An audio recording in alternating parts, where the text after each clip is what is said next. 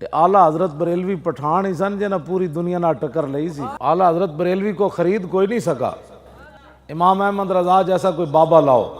تو گل بھی یہ جی کی تھی، اعلیٰ حضرت بریلوی نے اپنا تعارف ایسے کرایا کہ نحلم در نیش و نوش جامع مسلم، نئے کافر زنبور کے نیش بے نوش۔ فرمایا قیامت تک احمد رضا شہد کی وہ مکھی ہے جس کے شہد کا جواب بھی نہیں، جس کے ڈنگ کا جواب بھی نہیں۔ لوگوں نے اعلیٰ حضرت کو گالی دیتے ہوئے لکھا وہ کالا تھا، پٹھان ہوئے اور کالا ہوئے دو گلا تو نہیں ہو سکتے، اور کوئی دشمنی نہ بن سکی تو کہنے لگے وہ کالا تھا۔